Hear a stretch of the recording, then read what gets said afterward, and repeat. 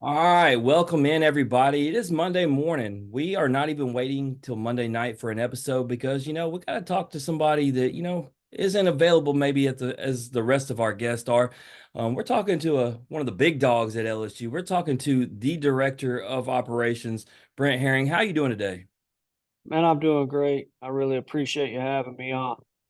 Yeah, absolutely. Was telling you right before we came on the show, it's always good to do something new, unique. A few weeks back, we did an umpire for the first time, and getting his perspective, and we try to do coaches, and so this is something new. But before we get into your story and talk about your position, we like to break the ice, and we like to talk to a lot of these guys about food, music, who their favorite athletes are. So we'll start with if you could go see one concert anywhere in the country, who are you going to see? Where are you going to see them?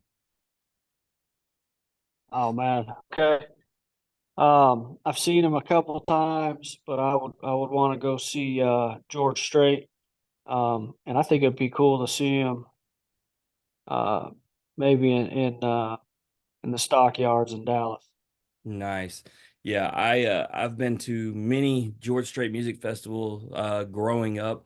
I probably didn't appreciate them for what they were. I was probably more worried about the 7-to-1 girl to guy ratio as a teenage boy, but nonetheless, the best one, the music festival in Nashville, had Tim McGraw, Kenny Chesney, Alan Jackson, the works in a Titan Stadium. It was really, really good. But George Strait, yeah, no bad shows for him.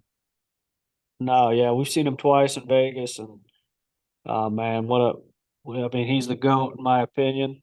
And so yeah, I love all his music, and the thing I love about the King to me is that his music sounds the same live as it does on the radio, which is awesome. Absolutely. Did you by chance get to go or at least hear about Garth Brooks in Death Valley? I did not. I did not. I wish I would have. I have seen Garth. I saw him in Salt Lake City, and he man, what a showman he is. But it would have been really cool to hear back call him Baton Rouge and Death Valley. I would have loved that. Yeah, George Cruz, Rodney Beloso, Jacquez Joubert, all the dads that are my boys, they went and they have all said they have seen Garth prior to that, and that was just it was it, man. And I can only imagine. I've been there for a football game. I've never seen 100,000 people at a concert, so I imagine. Yeah, I missed out on that one. I did not know it was going to. I heard he was going to be playing in Baton Rouge. I did not know it was going to be all that. So definitely a missed opportunity. But I love the old school country. I'm not a big fan of the new stuff. I don't know if you are. Yeah, I'm good with anything. I really like the old school, I guess, because I'm getting old. But I grew up with the old Garth Brooks and George Strait, Kenny Chesney, and was talking to Javen Coleman the other day about Don. So yeah, I kind of grew up in that era, and so I enjoy that music. Yeah, so let's talk about sports. If you could go see any player or any team, and you can go see them in a specific place, so we got guys, it depends on sport, but could be Yankee Stadium, or got guys who really want to go see a soccer game in Europe like Manchester United. So for you, if you could go see any player, any team, anywhere, where are you going? Man, that's a great question. Um, is this current or is this all time? We'll go current because all time it just opens it up to a lot. Yeah, so I'm a huge Atlanta Braves fan. Uh, I love Austin Riley, and my kids love Acuna. And we go most every summer. We take a family vacation, go to Atlanta to watch a series. But I've never been to Fenway. It's the one park that I still need to get to. So I'm gonna say I would want to go see the Braves play the Red Sox in Fenway.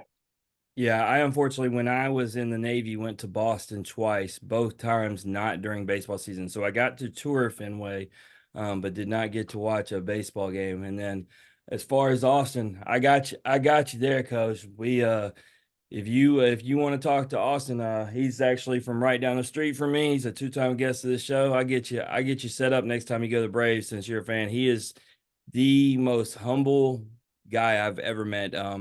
You talk about a guy who's a superstar, but will never try to act like one. He's about his community, his family. We still do the same charity event every year in December together. He's an awesome human being. Yeah, I've had the opportunity to meet him at a game to a friend, and and so when we were there 2 summers ago, he got us tickets to batting practice and got to meet him. And seems everything you said seems point on. Obviously, I don't know him great, but um, yeah, I mean, I think that's why I root for him. He's a great player. He's my kind of guy, and you know, I like the fact that he's humble and he's just kind of sticks to his roots, which is great.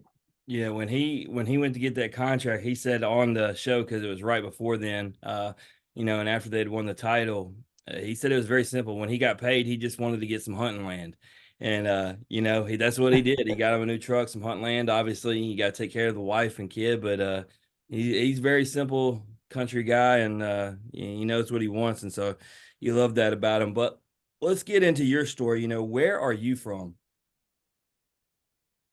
So I grew up in a small town. I guess it's not super small anymore, but when I was a kid, it was a small town in southern Utah, St. George, Utah, about 90 miles north of Las Vegas, Nevada.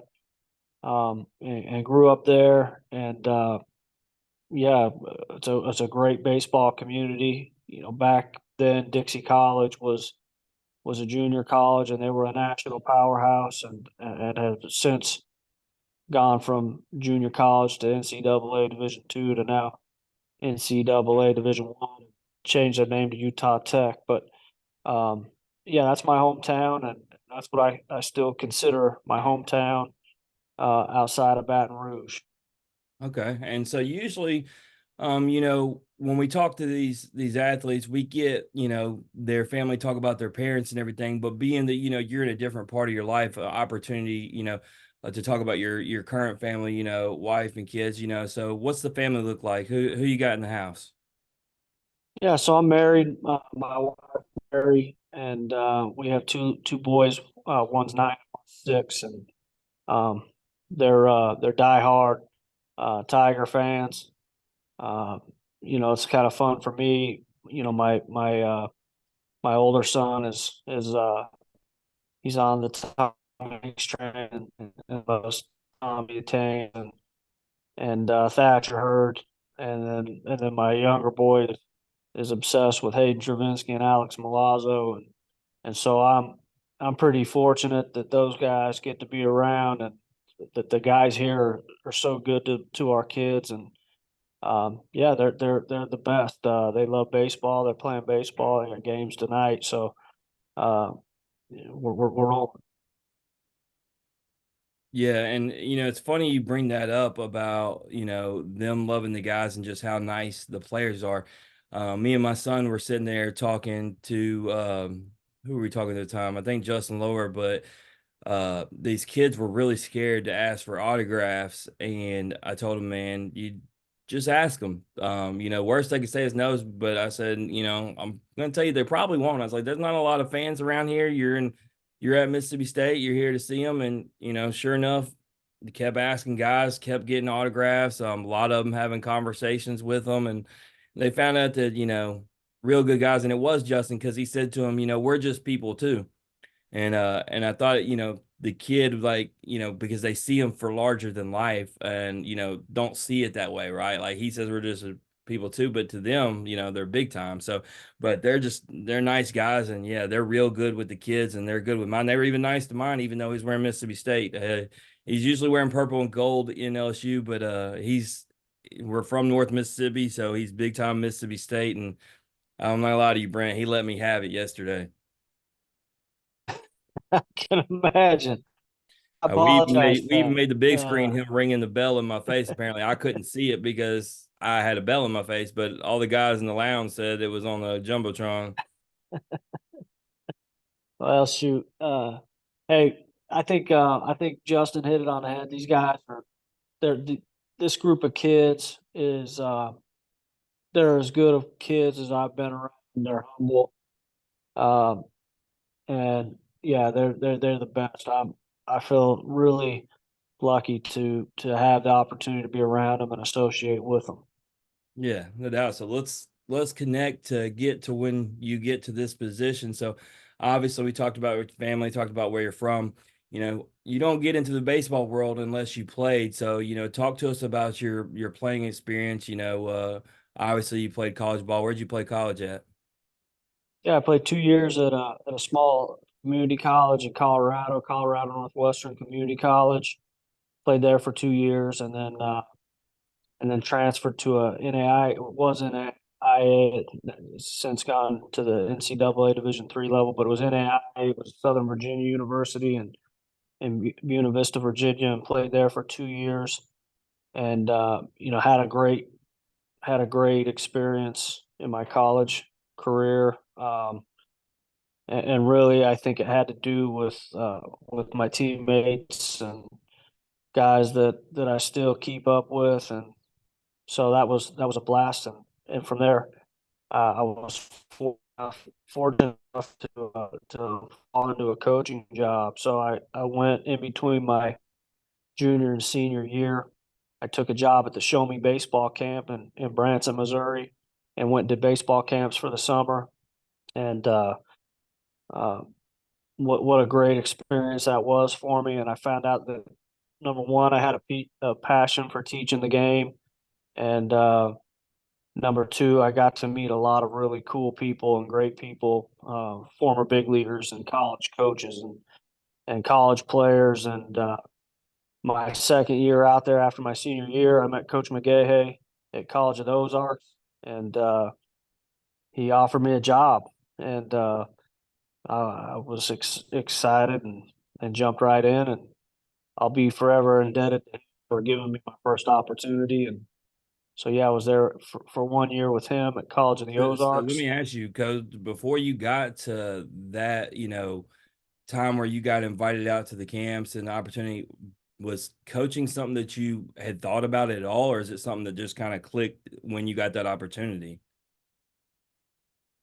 Yeah, it's a good question. I think it was in the back of my mind. I don't know that it was at the forefront of my mind. Um, I loved the game, and as a player, we would, as players, we would try to help each other and coach each other, and I think you kind of get to know your teammates and their swings and do early work with each other and things, and I liked it. But I think at that point, really, my what I wanted to do at that point was join the military and go serve in the military. And I think I always kind of thought that's what I was going to do. And then I got the job coaching, and I think even at that point, I still thought, this is something I'll do for a couple years, and then I'll get into the military. And one job led to the next, and I never quite got to the military. Yeah, I mean, you never know what roads, will lead, and we can have plans, but things come up. But I think I get a general idea of, that passion you may have had though behind the scenes of the military. Because I think of a guy like Alex Milazzo who constantly talks to me about how much he loves the game, talking to guys about the game, teaching the younger guys.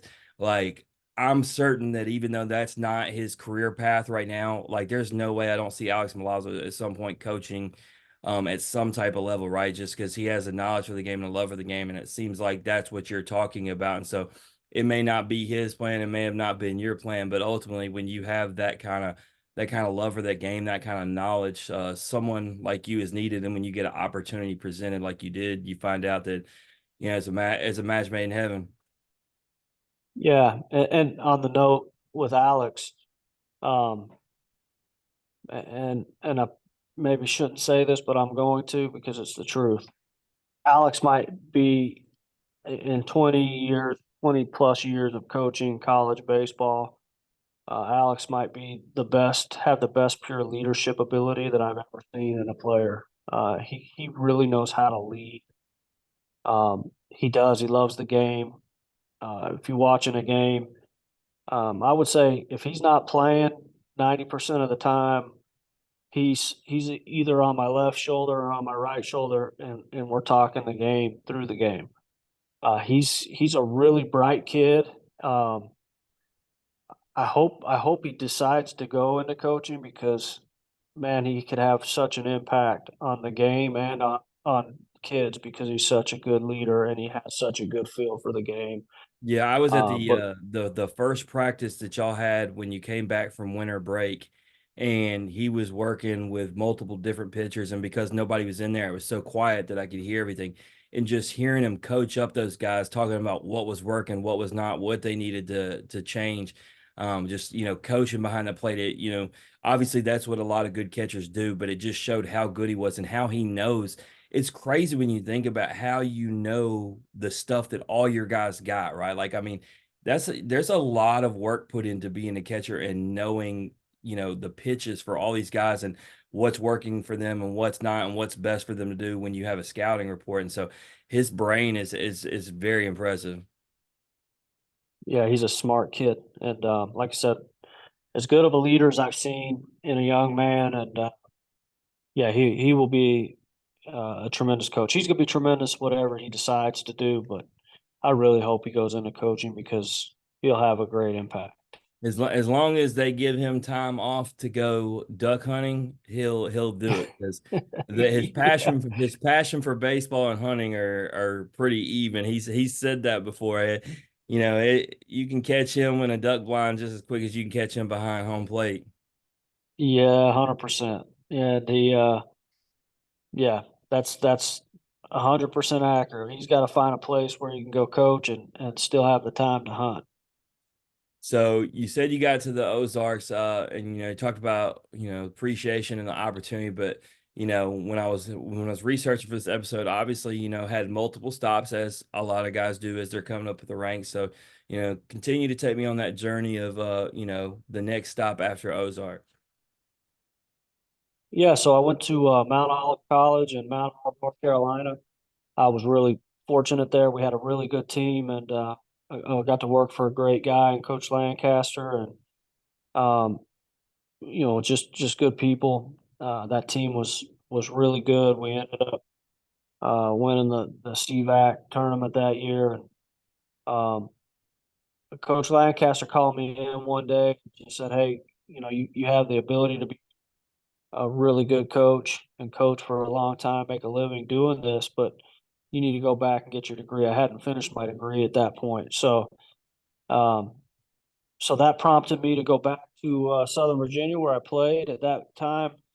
I'd been gone long enough that I wasn't going to have to coach the guys I played with, which I thought was great, and I got to go back. In fact, and coach with one of my teammates had taken the head job, and so went back and coached there for a year and finished my bachelor's degree at Southern Virginia. And while I was there, Coach McGahey, who had hired me at my first job at College of the Ozarks, had taken um, the job at Harding University in Searcy, Arkansas, and called me and said, "Hey, would love for you to come work for me here. We'll pay for your master's degree." And so I jumped on that opportunity, and so I went and worked for 2 more years with Coach McGahey at Harding in Searcy, Arkansas, and got my master's degree. And when I finished there, I was lucky enough to get hired at Dixie State. At the time, they had gone NCAA Division II, so it was taking me back home to my hometown, and was there for 3 years. And our head coach, Coach Littlewood, got hired at BYU, and took me with him to BYU, and I spent 11 years there at BYU, working for him there in the West Coast Conference, and that's really kind of where I got to know Coach Johnson when I was at Dixie, and he was at University of San Diego, and we developed a friendship. And then when I went to BYU, he was still at San Diego. We were the same league, so we played against each other, and just became good friends, and have remained good friends ever since. And so spent 11 years there at BYU, and I mean, it's when something it's there through your whole story, right? it's your character, it's your friendships, vital parts that have been through every step of the way, guys calling you, offering jobs, guys moving on to other jobs, taking you with you. So it really, you're obviously not talking about yourself and your character, but it speaks through what you're saying because guys aren't going to call you and say, hey, you're the guy I want, or they're not going to go somewhere new and take you with them unless you're the right guy. And then obviously talking about meeting Coach Johnson and building that relationship. So it just really speaks and clearly, you talk about your knowledge for the game. They obviously see that too, or they wouldn't be doing it. And what's cool about your whole path is not just all the different coaching experiences in general, but I mean, you're well traveled, right? I mean, from you're talking about Utah all the way to Virginia, Arkansas, obviously now in Baton Rouge. You've got to experience a lot of the country as well. Yeah, and it's been a blast. And my wife's been with me basically from the time I went to Virginia, um, Virginia, Arkansas, Utah, back out to Baton Rouge. So we've had the opportunity to do this together.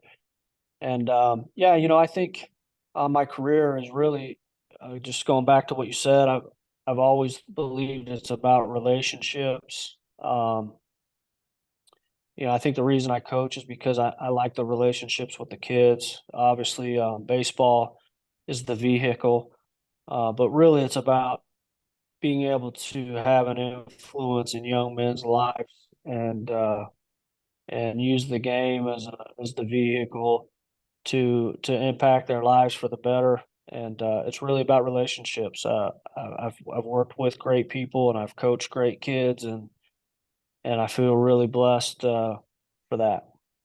So on a BYU note, we had Gavin Taylor, the freshman catcher, a few weeks ago on, and one of the things we talked about was you see those pictures of the backdrop of the BYU baseball field, and it's one of those things that if you haven't been there, you always wonder, is that thing photoshopped or does it really look like that? And he says it's literally a blessing to go to the ball field every day. So being that you were there for so long, does that view ever get old, or is it just, I mean, it's breathtaking every day? It's beautiful. That's there's no doubt about it. Yeah, I mean it's really special, and the thing about it that's really cool is from the center field fence to the where you would start going up that mountain's about probably a mile and a half, 2 miles, but from your eyes you feel like you could hit a ball and make it land in those mountains, even though you couldn't. But yeah, it's a pretty special view, and it's a special place. So is And BYU Gavin, up in the mountains, or because you can see in the back, is it actually on lower level? well, it's at 5,000 feet, give or take, so it's pretty high up So the there. ball's still Yeah, traveling different there, like you see when you watch the Rockies games and whatnot. ball flies there a little bit for sure. Yeah, it's a big park and it plays big, but yeah, the ball definitely flies. In fact, um, Coach Johnson's USD team had a young man named Chris Bryant that made that thing look real small one weekend. Yeah, I have heard of one Chris Bryant. So, you go from BYU to LSU, um, first, before we get into the coaching aspect, being that we're talking about place to place, what's the culture shock like that? Because, Louisiana itself is its own culture. Baton Rouge is its own culture. So when you come from somewhere like BYU to, Baton Rouge, man, just how different is that? Well, it's different for sure. And I wanted to add, I mean, I'm gonna go back a step before I answer your question. The backdrop at BYU is incredible. Uh, the backdrop at LSU looking at the valley, it's a fun view. So I think between the two of them, I've kind of hit the lottery. But the transition from Utah to Louisiana has been incredible. The thing that I found about Baton Rouge and Louisiana is that people here are super genuine and friendly and passionate about the Tigers, which I love. And so it's been a really good transition. It's been really fun. We've felt super welcomed here, and yeah, it's been fun. You know, my kids got to go, and my wife and my kids got to go down and do a couple of the Mardi Gras parades, and so you know they're getting to see a different deal, and we're really grateful for it. But I can't stress just how much we've enjoyed it because of the people. The people are really incredible down here. Yeah, no, it's just built different. The reason I am a LSU fan is because my family is from Alexandria, and so it's why I root for LSU and the Saints, and been going there since I was a little kid all the time. And then as I started getting more into sports, and when I was in the military, just more and more and more. And to your point, the people are just built different to the idea that my daughter starts school there in the fall. I didn't even have anything to do with her picking LSU. She's just been there so many times, and like you said, just the experiences, the people. She's loved it so much. My son, even though I sat here and tell you he's a Mississippi State fan, he would move to Baton Rouge if you let him. And it's kind of funny, right? Because off campus isn't the same as on, and so his idea of Baton Rouge is really what you have on campus. And so I tell him, whether it's the roads are terrible or the traffic or whatever, I'm like, it's not always this nice, son. I don't actually want to live here. But uh, it really is a great culture. And I talk about the LSU dads, so many great relationships we've had, and you get invited to so many functions, and you see that that isn't just a show, right? That's literally an embodiment of who they are. There's a hospitality it's like none other. So you're right. It's just built different there, and that's why I say it's its own culture. But when you get hired on for the job, like I said when we started this show, it's different. It doesn't say assistant coach; it says director of operations. So for that job, what does it entail that's different that makes it hold that title? Yeah, so it's different than being a coach. You know, my responsibilities are less on the field and recruiting and more logistics and making sure that things run smoothly here on road trips and game days and day to day in the office, and working with Coach Johnson to make sure that the program is being run the way that he expects it to be ran. And so it's been different. It's been a fun challenge for me. Um, as far as, instead of necessarily teaching mechanics and helping kids with their swings or fielding ground balls or whatever it might be, now it's more making sure that we're squared away with our travel and making sure that they're getting fed the way that they need to get fed, and just trying to help run the program. And as far as LSU goes, I would say um, it's kind of the New York Yankees of college baseball as far as these kids are treated in a really first class manner. And Coach Johnson's the head of that. He expects these kids to be treated um, really, really well. And so it's been fun. Yeah, and I mean, I imagine you still obviously it's not in your job title. I'm sure you're talking to a lot of these guys because you were just talking about Alex earlier. I'm sure you're getting to talk with a lot of these guys, be able to share your knowledge with them when you do get the opportunity. And then it can't be, overlooked just what your job does because you talk about it being like the Yankees, but being that I cover baseball the way I do and I'm in all these stadiums, I'm with all these teams, I do see how well everything is ran and how important it is, especially because like everything's got to go on a schedule that's got to work. And you got to be set up with that itinerary. You got to be set up with how game day, these guys, it's crazy. I mean, they'll tell you if they get off routine, it can really throw them. And so in order for that routine to be on, obviously y'all have to have set everything set up structurally. So it's a big deal, but I'm sure you're getting to talk to a lot of these guys on a regular basis and still be able to influence them the way that you would, hope to. 100%. And that's one of the parts of the job that I really enjoyed is I think sometimes as a coach you get mired down in the coach player relationship, and that can sometimes lead to strain or lead to um, maybe lack of communication or whatever. I mean, but in my my job, part of my deal is that I get to like I get to really interact with these kids on a different level, because I'm not coaching them, so it's more of a someone they can go talk to that understands, hey, he's been through it, and he might have some perspective, and um, you know, I can go up and put my arm around them, and encourage them, and those that's been a really fulfilling part of this for me, is being able to have that relationship with these guys, and um, I don't take it lightly, and I don't take it for granted. I'm really blessed with that. Yeah, and I feel like this past weekend gave all you coaches a real opportunity because very good life lesson, this past weekend.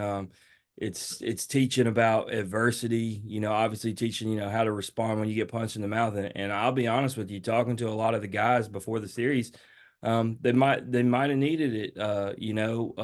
They'll tell you right off the bat. I remember talking to I was sitting there talking to Gavin and Griffin and Nate and Justin and all them. And Friday, they were very, very cocky about coming in that series, And there's no sport that can humble you faster than baseball. And so it's a chance for y'all to talk to them and say, hey, we got a lot of things that we need to improve on. We got a lot of adjustments we need to make. And we just showed that, we're right now not where we need to be. And, we need to talk about what we need to do. So, and it's good. I love that I hate to lose, but I mean, from my standpoint of how sports work, I think you need to get punched in the mouth like that. Especially when you got someone like Florida coming to town next. Back to the drawing board this week because we need to sharpen ourselves up. And I expect, with y'all's coaching staff and with the talent of these guys, there's probably a lot of people down on LSU because people are, they overreact, right? But I expect LSU to not be the same team against Florida that I just saw against Mississippi State.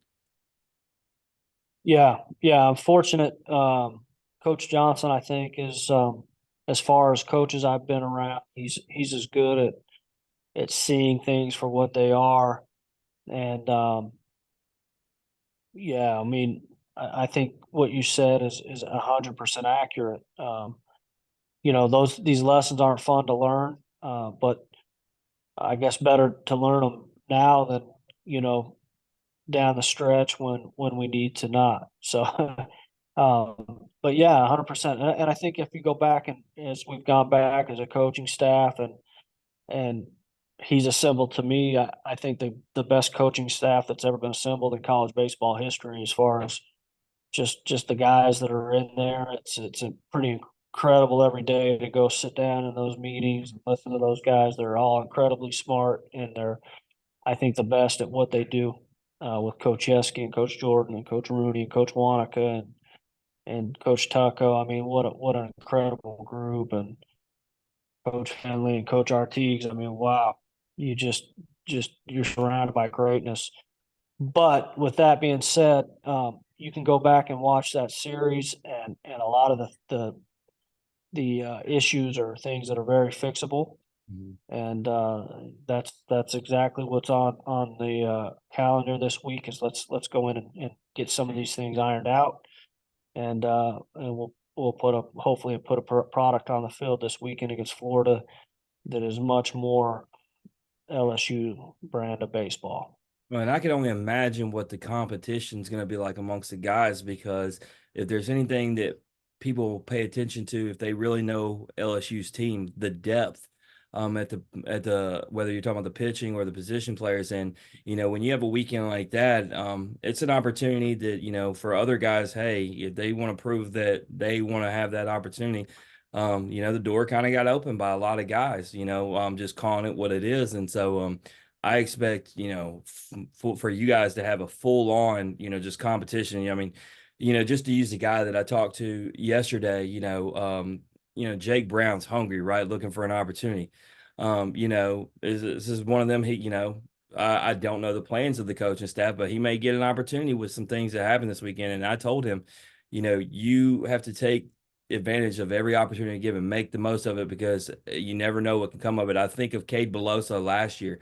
He was not holding that DH position. He was not a starter coming into last year. He got some opportunities by coach. He made every bit of them and then ended up being a staple of that lineup. And arguably, you could say he was the most outstanding player just as much as Paul was, if not more. And so I tell these guys, you never know when you're going to get this opportunity. And when you have a weekend where guys struggle, that's where that opportunity may come. But the depth of LSU and their talent and the amount of young guys, it's a good problem to have that y'all have. There's it's so many, and that's why I don't expect anything like what we just saw. I know y'all gonna get after it this week, and then Florida is just somebody that LSU loves to hate also, and you played them in the championship last year, so they're gonna come ready for this one as well for that reason.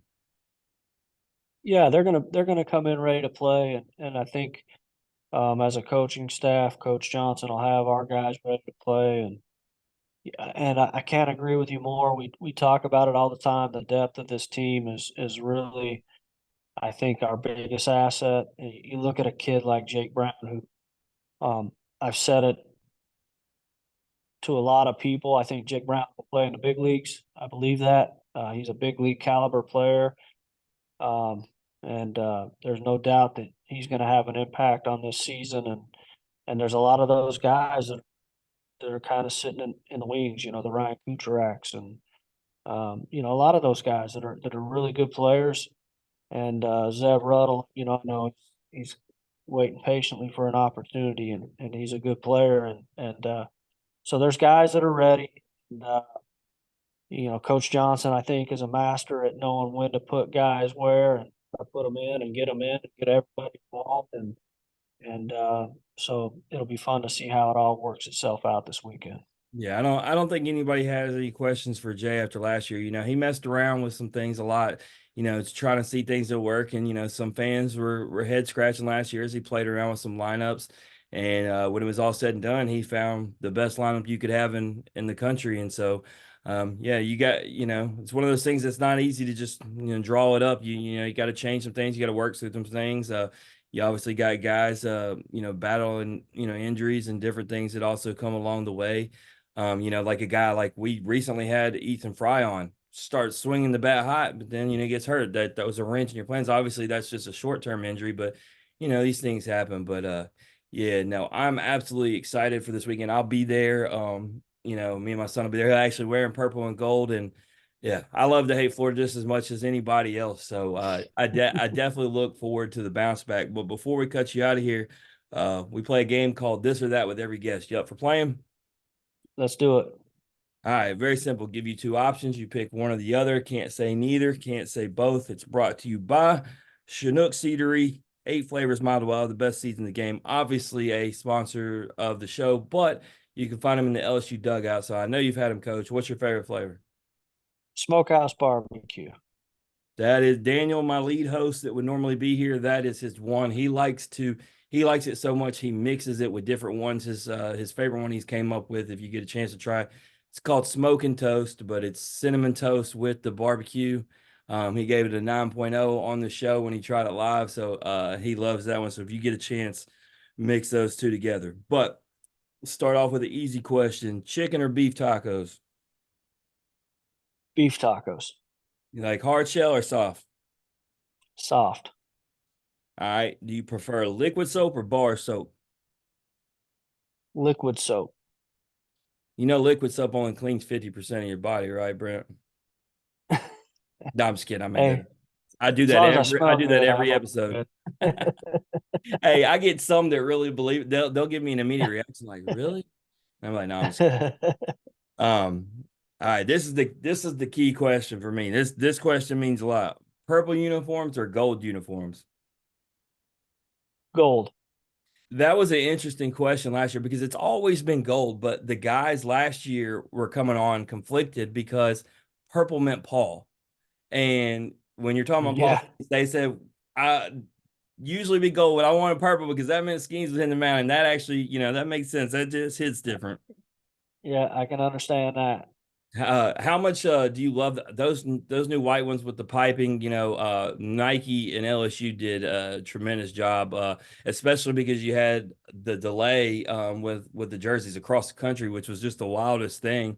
I go to Ole Miss's opening weekend. They don't even have their powder blues on a Sunday, and there was the talks of, would LSU have their gold? And it's like, man, I never thought this would be a thing in college baseball, right? Like teams don't have their uniforms, but y'all had the whites ready to go as soon as the season started. Uh, People loved them, man. You can't go wrong with a white uniform that's just this sharp. Yeah, they Uh, are sharp, and coaches is all about the classic LSU look. So he wants to honor the teams of the past with what we wear. Oh yeah, and unless you're a baseball mom of a young kid, you love white. That's the only time. I remember when my son was playing. That's the only we hated white uniforms. That meant you were gonna have to figure out how to wash them. That's not something you worry about as much as the college level. Would you rather go to a costume party or a pool party?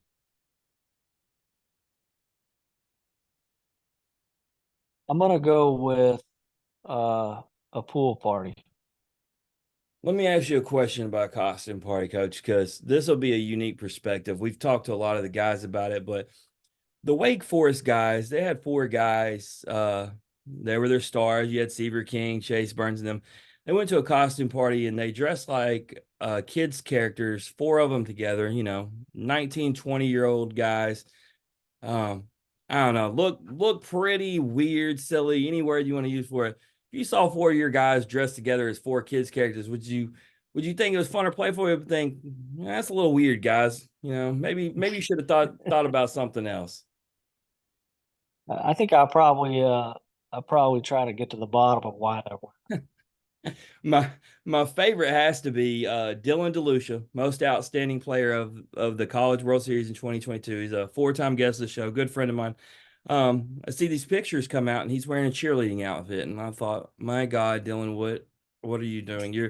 This is after he's won that too. I'm like, people know who you are. They're gonna recognize you. And he was at his friend's house and they were going to a costume party and he didn't have one, and his friend's girlfriend had her cheerleading outfit and said he could borrow it. And so he thought it would be a brilliant idea to put that on. And like I said, I saw the pictures and thought, no, no, no. What are you doing? I just go Yeah, with no costume. I don't need one that bad. it's been a long time since I've worn a costume of any sort. All right. Another fun one. Gotta know the answer to. Don't duck this one. Goes better bombs. Tommy Tanks or the Bear? Ooh, man, yeah, this one's a tough one. I'm gonna go with Bear. He hits those balls oppo. He's got as much oppo power as anybody I've ever seen. I Uh, mean, he's a or coached. grown man. I try to tell people all the time that these guys are just young men. Some of them are still kids. You talk to them, but it's hard convincing someone that Bear's not a grown man.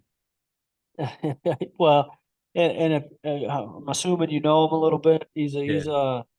he's a young kid and he's a fun kid to be around. And I don't want to discredit Tommy, man.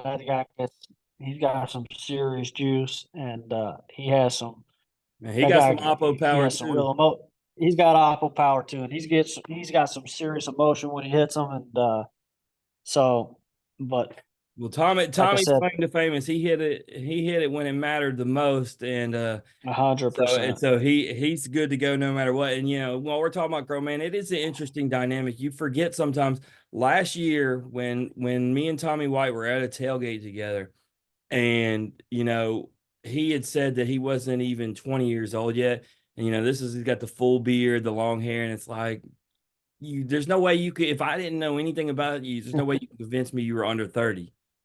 And so, Yeah, what a yeah, those two guys are built a little different. But when it comes to the bomb department last year, it was interesting because we asked that question, and it was Cruz against Tanks, and Tommy hit some farther, but Dylan was hitting more, so it was always the question: did you want more, or did you want them further? And we have had that fun recently. You saw it this weekend. Unfortunately, Hunter Hines, we did that against him in Dakota, Dakota's going to give you more, but Hunter, when he sends them, you saw it. That one was bouncing in the parking lot. Yeah, I'm gonna try to get that one out of my mind. Hey, it happens, coach. It happens. And as we always say with him, Hunter Hines hates baseballs. But this next one, I'm reformatting to the question that we used to have because I want to see how you would answer it. Uh, the newer version is would you rather be lost in a jungle or trapped in a haunted house? But we've asked a lot of your players, would you rather be trapped with a tiger or trapped with a grizzly bear? Mm, hmm, You're not going to win either. It's, man, it's about what you just think you might have the best chance of figuring out a way to survive. yeah, I'm gonna go with golly, I'm gonna go with the grizzly bear. Yeah, Uh, the tiger feels like it give you no chance. Too quick, too strong.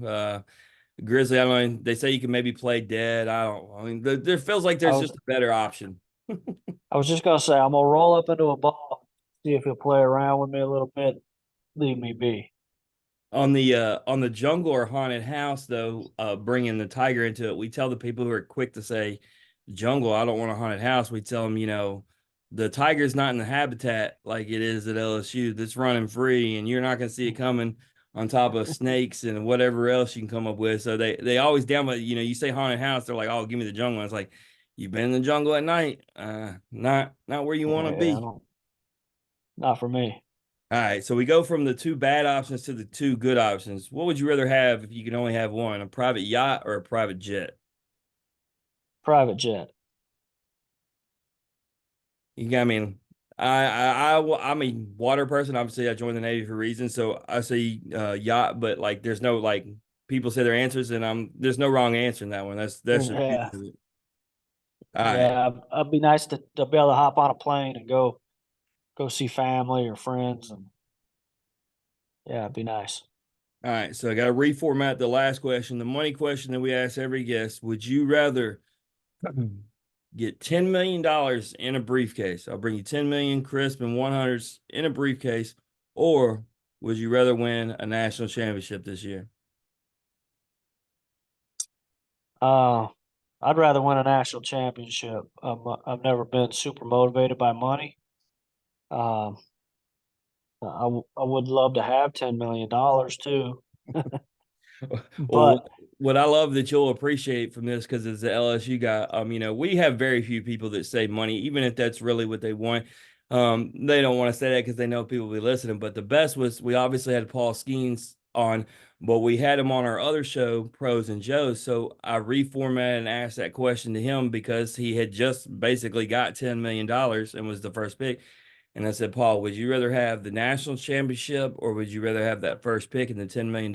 And he looked at me and told me, and Paul's a good friend of mine, somebody I talk regularly, so he wasn't lying. He said, I'll give you the number one pick and the $10 million back. He said, nothing will replace last year and the memories and the camaraderie and everything. And that's where you get it because it's not about the hardware, right? It's about everything that came with it. When you win a national championship, it's yeah, blood, sweat, and tears from that summer to the fall, all the way through the season, and then ultimately in Omaha. yeah. Well, I mean, the dream has been, since day one as a player, as a high school kid, on to a coach has been to win a national championship. So, like I said, I wouldn't turn the 10 million away, but I would choose the national championship. The beautiful part That's about been the this goal the beautiful part about this question is I don't actually have a briefcase with $10 million. That may change everybody's answer if it was presented in front of you because it'd be hard to turn it away then. But since it's theoretical, it's always easy to say the championship. for sure. Well, we appreciate your time today, Brent. Is there anything you want to plug, promote for LSU while you have an opportunity that maybe people want to hear about or need to know about? No, I'm just like I said, I'm really grateful to be here. I'm grateful that Coach Johnson gave me the opportunity, and for all the Tiger fans that have been so welcoming. And so just say go Tigers, and look forward to seeing you this weekend. Make sure that we get linked up this weekend, and I can come over and say hi.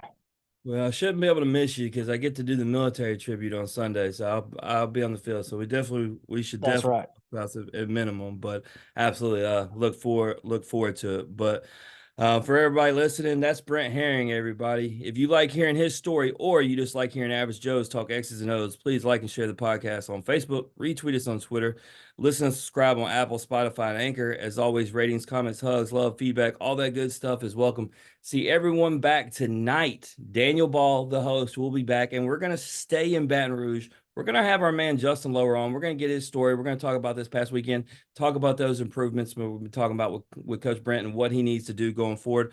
But in the meantime, remember, strong bodies, sharp minds, grit and grind all the time. We are out.